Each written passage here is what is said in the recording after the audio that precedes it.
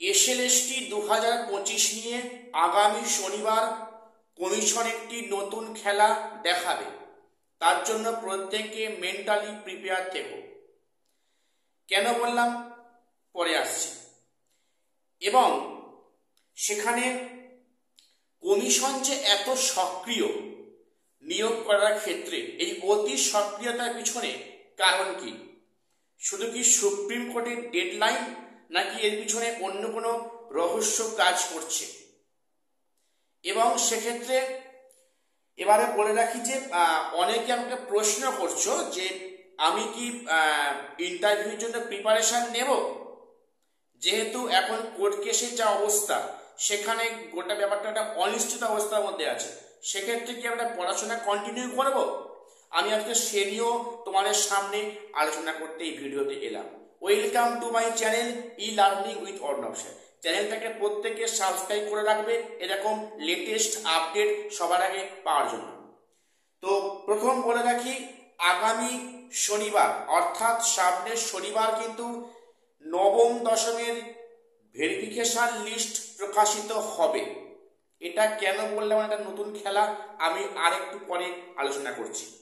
তোমরা শুধু মনে রেখো, আগামী শনিবার, খুব সম্ভবত আগামী শনিবার ডকুমেন্টস ভেরিফিকেশনের লিস্ট অনলি ফর ক্লাস 9-10 প্রকাশিত হওয়ার সম্ভাবনা খুব বেশি। তারপরে যে বিষয়টা বলবো, যে কমিশন যে এত সক্রিয়তার সঙ্গে কাজ করছে, যেখানে মানে 11-12 এখনো ভেরিফাই প্রক্রিয়া বাকি আছে, সেক্ষেত্রে বেঙ্গলি ইংলিশে ইন্টারভিউয়ের কাজ শুরু হয়েছে।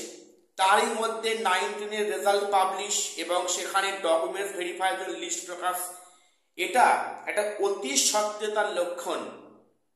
তা এটা কি শুধুই সুপ্রিম কোর্টের ধাক্কা খেয়ে যে ডেডলাইন বেঁধে দেওয়ার ফলে, নাকি এরও মাঝে কোনো চক্রান্ত আছে যেটা আমরা কেউ এখন বুঝতে পারছি না? সেটা একমাত্র কমিশনের মাথায় মানে প্লে করছে। দেখো, এখানে অতি সক্রিয়তার কারণ বলে আমরা কিন্তু কেউই বুঝতে পারছি না যে কমিশন অ্যাকচুয়ালি কি করতে চাইছে। যেখানে গত শুক্রবার মহামান্য বিচারপতি অমৃতা সিনহা ম্যাম উনি পরিষ্কার বললেন যে আপনারা এক্ষুনি ডকুমেন্টস ভেরিফাই কাজ করছেন, তো পরীক্ষাটা ভ্যালিড কিনা সেটা এখনো ঠিক হলো না, আপনাদের এত ব্যস্ততা কিসের? এই যে কথাটা কিন্তু খুবই তাৎপর্যপূর্ণ কথা। এখান থেকে আমরা অনেক কিছু আভাস ইঙ্গিত পাচ্ছি যে কমিশন এত সক্রিয় কেন। আদৌ যেটা আমার মনে হয়, কমিশন চাইছে সুপ্রিম কোর্টের দেয়া ডেডলাইনের মধ্যে না হলে অন্তত কিছু দিনের মধ্যে সেটা ফুলফিল করতে। কারণ সামনে ভোট আছে, সেটা সবার সামনে বলতে পারবে যে আমরা সঠিক সময় নিয়োগ করেছি। এবং এই অতি সক্রিয়তার ফলে কিন্তু অনেক বিষয়গুলো সেটা মানে চাপা পড়ে যাচ্ছে, পাবলিক ডোমেইনে সেগুলো আসছে না। সেক্ষেত্রে কমিশন এই কাজটা কিন্তু খুবই তাড়াতাড়ি করতে চাইছে বলে অন্তত আমার মনে হয়। তবে এটা সঠিক নাও হতে পারে। কমিশনের মাথায় কি আছে সেটা কিন্তু আমরা এখন কেউই বুঝতে পারছি না। আচ্ছা, পরের বিষয় বলি। অনেকে বলছো যে এক্সাম কি বাতিল হবে? দেখো, সেক্ষেত্রে বাতিল হওয়ার সম্ভাবনা কিন্তু আছে। কেন বললাম?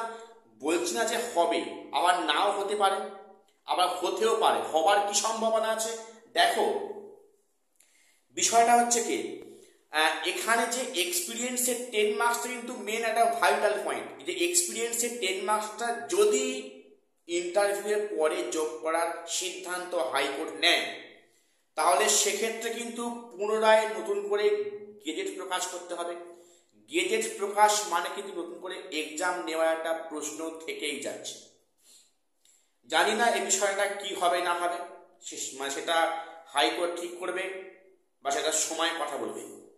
তবে কিন্তু এক্সপিরিয়েন্সের 10 মার্কস নিয়ে একটা সাংঘাতিক রায় আসতে চলেছে আগামী 10ই ডিসেম্বর। আগামী 10ই ডিসেম্বর সম্ভবত এই এক্সপিরিয়েন্সের মার্কসে একটা ফাইনাল জাজমেন্ট আসবে।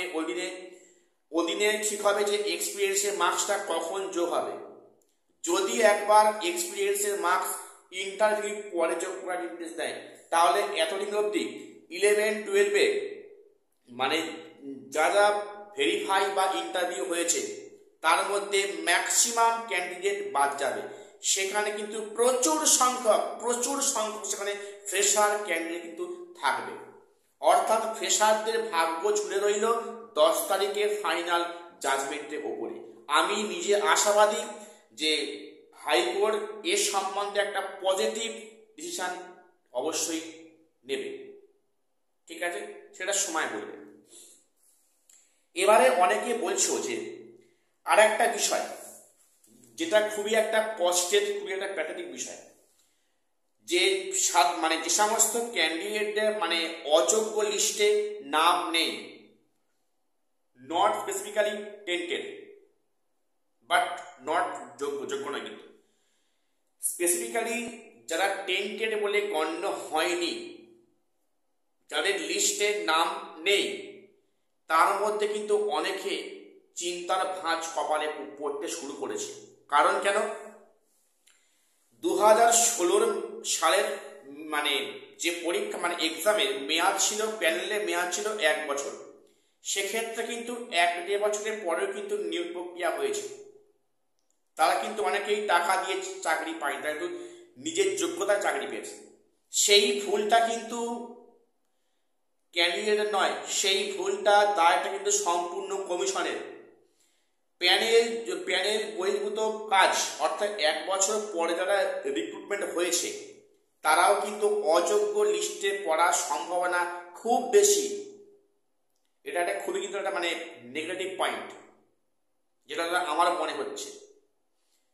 দেখো এতদিন যা করছে কিন্তু সরকারের সম্পূর্ণ মানে অযোগ্যতা, কমিশনে অপদার্থতা, তার দায় নিচ্ছে কারা?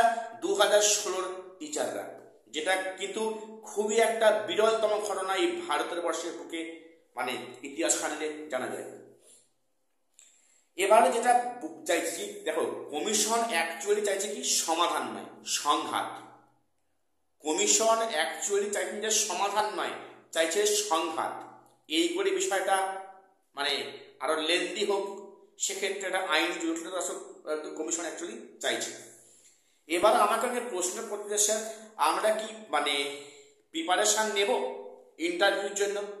যারা মানে ভালো মার্কস পেয়েছো, বেসিক্যালি ক্লাস 9-10-এ 60-এ 60-এর মধ্যে 58 কি 57 পেয়েছো, আমি জানি তুমি যদি ভেঙে পড়ছো, অনেকে ভেঙে পড়ছো এই কোর্ট কেস দেখে।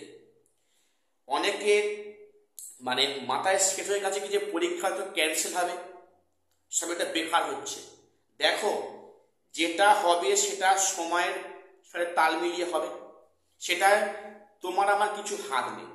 কাজেই তোমরা এতদিন যারা পড়াশোনার মধ্যে ছিলে, এখন যারা মনোবলটা হারাচ্ছ, আমি তাদের বলছি মনোবল হারিও না। তোমরা ধৈর্য ধরে তোমরা কিন্তু প্রিপারেশনটা কন্টিনিউ করো। হয়তো দেখবে এমন অবস্থা হবে সব ঠিকঠাক জায়গায় আছে, মাঝখান থেকে তোমার কিন্তু প্রিপারেশনটা স্টপ হয়ে আছে। যেন এমনটি না হয়। দেখো পরিশ্রমের কোনো বিকল্প হয় না। আমরা প্রত্যেকেই কম বেশি শিক্ষিত, আমরা এটা বিশ্বাস করি যে পরিশ্রমের কোনো বিকল্প হয় না। কাজেই তোমরা কিন্তু প্রিপারেশন কন্টিনিউ করো, পরীক্ষা বাতিল হোক বা পরীক্ষা কন্টিনিউ হোক। যেন এমন না হয় যে সব ঠিক আছে তুমি একাই পিছিয়ে পড়েছো। তোমরা কিন্তু প্রিপারেশন নাও, এই প্রিপারেশন আমাদের অন্য ক্ষেত্র কাজে লাগবে। কাজে তোমরা মনোবল হারাবে না, পজিটিভ মাইন্ড কিন্তু প্রিপারেশন নেওয়া আরম্ভ করো, সেটা কন্টিনিউ করো। ঠিক আছে, কাজেই প্রত্যেকে কিন্তু পজিটিভ মাইন্ডেড হও। এখন জানি না ব্যাপারটা কি হয় না হয়, সেটা সময়ের অপেক্ষা। তোমরা তোমাদের পড়াশোনাটা কন্টিনিউ করো। শুধু মনে রাখবে পড়াশোনা কারোর সাথে বেইমানি করে না, এটা আমার দৃঢ় বিশ্বাস। তো আমার আজকে এটুকুই আপডেট দেওয়ার ছিল। হ্যাঁ আমি একটা ভিডিও করেছি গতকাল, যেটা খুবই হাস্যকর। মানে সত্যি আমরা কোথায় বাস করছি, যেটা ভাবলে অবাক। একটা টেন্টের ক্যান্ডিডেট লিস্ট দিয়েছে, পরপর সিরিয়ালি একই ব্যক্তি, একই টাইটেল, একই নাম, একই ফাদার্স নেম, একই ডেট অফ বার্থ, একই সাবজেক্ট, কি পার্থক্য? একটা অনার্স লেভেলে, একটা পাস লেভেলে। এটা কি হচ্ছে? এটা সম্ভব? একই ব্যক্তি, একই নাম, একই ডেট অফ বার্থ, একই ফাদার্স নেম, একই সাবজেক্ট, এটা কি করে সম্ভব? এটা কি করে পসিবল? আমার তো কিছু মাথায় আসছে না। প্রত্যেককে অবশ্যই উল্লেখ করবে যে বিষয়টা কি হলো। সত্যি এটা কি বুতুরের লিস্ট নয় কি? তো যাই হোক, আমার আজকে এটুকুই আপডেট দেওয়া ছিল। শীঘ্রই দেখা হচ্ছে পরে কোনো আপডেট।